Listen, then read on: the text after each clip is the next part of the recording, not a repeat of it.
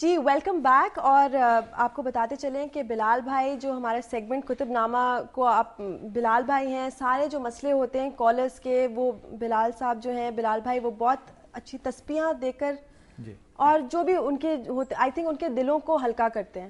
Basically تو یہی چیز ہوتی ہے نا بلال بھائی. تو بلال بھائی اس سے پہلے کہ کالرز آ جائے, ہم نے جہاں سے سلسلہ وہ ہمارا منقطع ہو گیا تھا کہ اچھا شکریہ ہمارا سیگمنٹ ختم ہو گیا, ریلیجن اور پالیٹکس کو کیا علیحدہ کر دینا چاہیے؟ بسم اللہ الرحمن الرحیم اور السلام علیکم ورحمۃ اللہ وبرکاتہ. میں بھول گئی, ہیٹرک ہو گئی. السلام علیکم. وعلیکم السلام ورحمۃ اللہ. I am not an authority on کہ ان کو پولیٹیکلی یا جیو پولیٹیکلی کیسے کنیکٹ ہونا چاہیے یا نہیں ہونا چاہیے, لیکن یہ جو سیگریگیٹ کرنے کا جو بنیاد ہے کہ تقریباً 1550ویں صدی میں ایک دوست تھے جن کا نام تھا فرانسس بیکن. بالکل. انہوں نے بنیادی طور پہ ایک کتاب لکھی تھی جس کا نام تھا دا نیو انسٹرومنٹ. اس میں یہ تصور انہوں نے پہلی دفعہ پیش کیا تھا کہ ریلیجن کو اسٹیٹ سے جدا کیا جائے. اب فرانسس بیکن کو اگر غور کریں تو یہ اسکول آف ٹرینٹی میں گئے تھے پڑھنے کے لیے, لیکن یہ کمپلیٹ نہیں کر سکے تھے اپنی ایجوکیشن. کیوں؟ He was dropped out probably. He could not. Then he joined law and then he became a parliamentarian and a judge. This is the time period. Drop out. This is the time period جو کہ تھا queen Elizabeth کا. جی. لیکن queen Elizabeth نے ان کو بہت زیادہ مشاورت میں اپنے پاس نہیں رکھا تھا. He had a lot of rise in his political career. جی. لیکن جب کوئین الزبتھ کی ڈیتھ ہوئی تو he became an advisor to King James. James dynasty تو ویسے ہی بہت کمزور تھی. کنگ جیمز نے ان کو ایلیویٹ کیا up to the height of جج آف سپریم کورٹ لیول تک. وہاں پہ یہ 30 پاؤنڈ کی رشوت کے جرم میں 30 دن کے لیے ٹاور آف لنڈن میں قید ہو گئے, اور انہوں نے نیگوشیٹ کیا کنگ کے ساتھ باہر نکلنے کے لیے کہ I will give you some relief and you give me the relief. What kind of relief? وہ ریلیف یہ تھا کہ انہوں نے ایک تصور پیش کیا نیا, کیونکہ یہ تھے فلسفی, انہوں ایک نیا تصور پیش کیا. اس کے بعد یہ سیاست میں نہیں کبھی آئے. کالر ہے, یہ ہم بات جاری رکھیں گے انشاءاللہ. جی السلام علیکم. وعلیکم. جی کون صاحب بول رہے ہیں, کہاں سے؟ جی میں افتخار بول رہا ہوں شارجہ سے.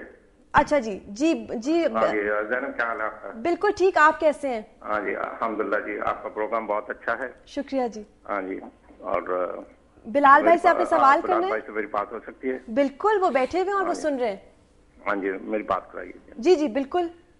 السلام علیکم. جی السلام علیکم ورحمۃ اللہ. وعلیکم السلام ورحمۃ اللہ وبرکاتہ. بلال بھائی میرا نام افتخار احمد ہے. جی جی. اور کچھ پرابلمس ہیں کچھ 4-5 سال سے, بچوں کی شادی کا معاملہ ہوا ہے کچھ, اور ہماری بیٹی ہے ڈاکٹر ہے, ان کی منگنی کی ہوئی ہے, وہ لڑکا امریکہ میں آ نہیں رہا. نام مجھے بتائیے گا بیٹی کا اور ہونے والے داماد کا. یہ بیٹی ڈاکٹر مریم ہے. مریم جی, اور داماد جو ہیں مصطفیٰ. کیا نام؟ مصطفیٰ. جی جی. افتخار پہلی بات تو یہ کہ یہ 3 تسبیحات جو ہیں, یا سلام یا مومن یا اللہ, یا ولی یا والی, اور لا حول ولا قوت الا باللہ, یہ 3 تسبیحات آپ خود بھی پڑھو اور بچوں کو بھی جس کو بھی چاہو آپ دینا آپ ان کو دو. آپ خصوصی طور پہ اگر آپ اس بات کی اجازت دیں تو تھوڑی سی آپ دلچسپی لیا کریں غصہ نہ کرنے میں, اس سے آپ کی جو صحت ہے وہ بھی بہت بہتر ہوگی. آئی ڈونٹ تھنک کہ جو بچہ ہے وہ نہیں آئے گا. He is a little weak person in decision making and he need some help and support, but ان شاء اللہ تعالیٰ he will continue the commitment that he has made انشاءاللہ تعالیٰ. آپ ان 3 تسبیحات کو بیٹی سے بھی کہیے کہ وہ پڑھتی رہا کرے. ٹھیک ہے.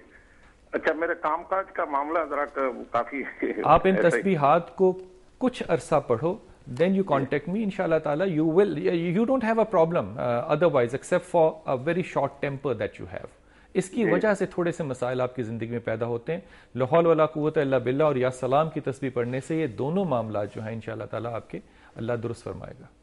ٹھیک, بہت شکریہ. جی بلال بھائی. میں جو آپ سے درخواست کرنا چاہ رہا تھا دیٹ از کہ یہ جو پینفلٹس ہیں آج کی پبلیکیشن میں کیا مشکل ہے. जो चाहे किताब छाप दे, जो चाहे रिसर्च पेपर कह के उसको पब्लिश करा दे। मतलब हमारे दीन और सूरत के साथ मैंने ऐसे बहुत से मामला देखे हैं लिखे हुए जिनके नीचे लिखा होता है एज अ रेफरेंस हदीस नंबर फलां।